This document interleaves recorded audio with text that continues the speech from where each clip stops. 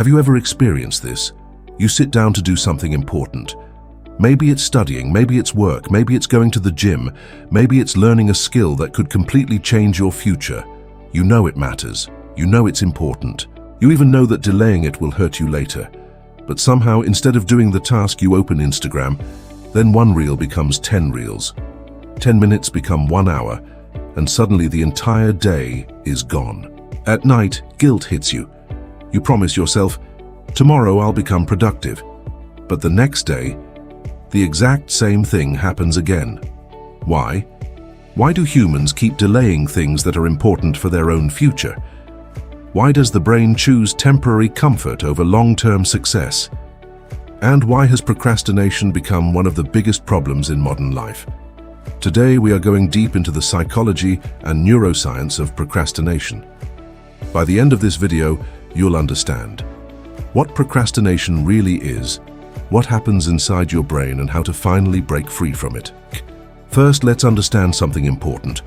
Most people think procrastination means laziness, but psychologists say something very different. Procrastination is not laziness. It is emotional avoidance.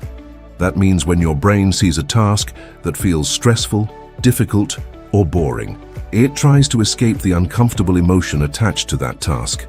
This is why procrastination is not really a time management problem. It is an emotion management problem. For example, imagine a student sitting down to study mathematics. The moment they open the book, their brain may feel anxiety, pressure, self-doubt, and because the brain naturally avoids emotional discomfort, it looks for an escape. That escape becomes scrolling social media, checking notifications, or daydreaming. The brain chooses temporary emotional relief. Now let's talk about the battle happening inside your brain. Scientists often describe procrastination as a fight between two systems. The first system is the prefrontal cortex.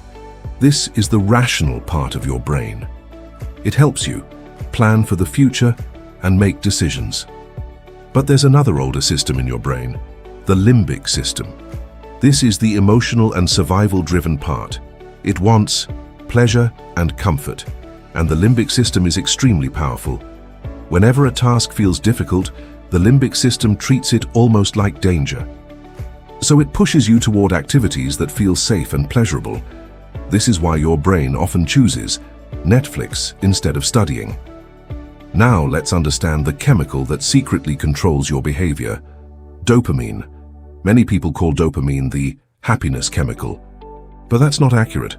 Dopamine is actually the anticipation chemical. It is connected to motivation and seeking behavior.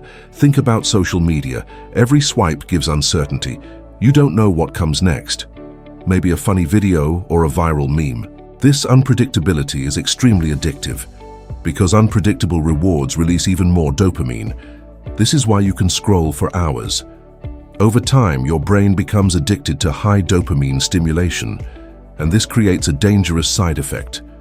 Normal activities begin to feel boring. Studying feels painful. Working on long-term goals feels exhausting. Not because you are weak, but because your dopamine system has been overstimulated. Thousands of years ago, humans did not carry endless entertainment in their pockets. But today, every distraction is available instantly. Procrastination is no longer just a personal weakness. It has become an entire industry. But dopamine is only part of the story. Another huge cause of procrastination is fear. Sometimes people procrastinate not because they are lazy, but because they care too much. Imagine someone who wants to start a business. Deep inside, they fear failure, they fear judgment, they fear embarrassment. So instead of taking action, the brain creates protective excuses. This gives temporary emotional relief. But secretly, fear is controlling the decision. Perfectionism sounds positive, but often it becomes a hidden form of procrastination. People think, I need the perfect plan, but successful people understand something powerful.